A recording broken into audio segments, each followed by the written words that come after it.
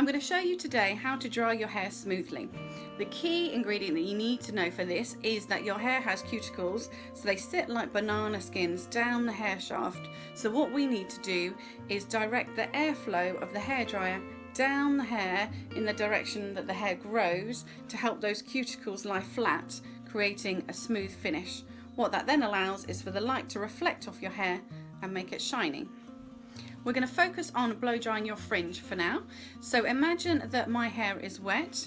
I'm going to show you how to section it. So just bring it all forward, ignoring the parting.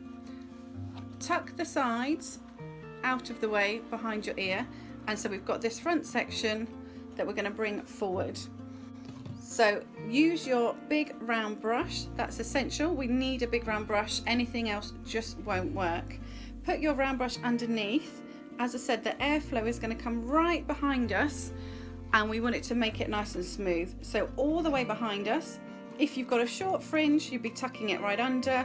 Longer hair, you're going to go all the way and then tuck the ends using the hair dryer to push the hair around the brush, giving it that shape on the end. So right behind you, coming forward, tucking under. The key thing to know is once it's finished, once it's dry, is to go over it with the cool air to set it. That will really boost the shine that you've got in it.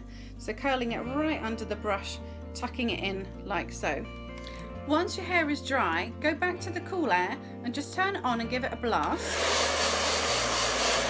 You'll see there what naturally happens is that it will part where it wants to naturally part. So don't worry about the parting beforehand. Your hair will find it on its own. We're then going to finish with our straighteners, our GHD Platinum Plus. It's the same process. Get that section in the middle, use scissor fingers to hold the hair, and then your straighteners are going to go in between your fingers and your head, and then give an extra bevel. So when I bring the straighteners in, we tuck them under so it gives a curl on the end. What you can see here is that if I've taken that section too big, the hair needs to pull in and round, so you'll get a bit of an extra kink through here. So to avoid that, we then take a smaller section in the middle, go to the side and bring our straighteners in through there. Again, all forward and all tucking under, and then the same on the other side. Close that gap.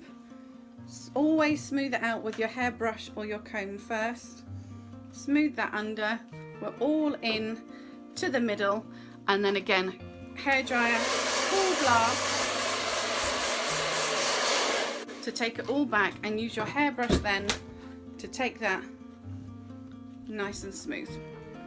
So now I'm going to show you how to trim your fringe. Things ideally we'd have at home: a comb, hairdressing scissors, and sectioning clip.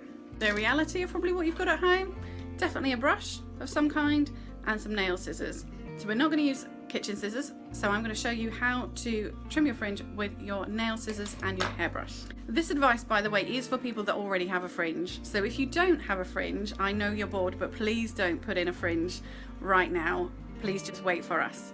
So you already have a fringe, it's just starting to grow out. This is the ideal time to give it a little trim. That way you can follow the previous cut of the stylist rather than waiting for it to get too long and then you can't see where you should be cutting or you shouldn't. When cutting your fringe, you want your hair to be dry, and also when you're holding the hair, you don't want to be putting any tension on it, because if you're pulling the hair too tight, when you let go, it will jump up and it will therefore be shorter. So just holding it nice and softly. Okay, so we're going to go ahead and get our section. So comb it all forwards, brush it forwards, and then you're just going to tuck the sides in. Just cover behind your ear, and that is the bit that you want to be putting out of the way.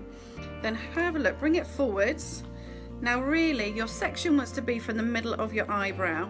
So taking that bit out of the way and having a look through here. So this section a little bit too wide, bring that section in. Okay, so it should be a triangular section that you've got through there. Okay, when we bring it down, because these bits are further out, when you bring them in, they will automatically give that arch shape. So you're going to bring that all in together. You're going to again use your scissor fingers to hold your hair. What we don't want to be doing is cutting above your fingers, and we don't want to be cutting in a straight line. what we're going to do is be chipping into, that's what that means when we say chipping into, and just on the very ends, because then we can have a little look, see how much we've cut, and see do we need to cut any more. So we've got our section, just brush it through, hold it with your scissor fingers as we said. There's going to be those of you that have got shorter fringes. Mine is obviously a longer swoopy fringe, so just be careful of your eyes. Just bring it forward and just chop in ever so slightly just along, and then as I said, let go and have a little look. So I'm just going to chop in through here, cutting in just gently as we go, just facing up, just taking off those ends. Now once we've cut that, we're going to bring it down and have a little look. So we're going to brush it back and see how that's sitting in. Okay, so we've got a nice gradient on the side. Now that is all I need for now, because I have got a swoopy fringe, as I said, but that's the technique that you guys are going to be using. If you have any questions, please let me know. Good luck.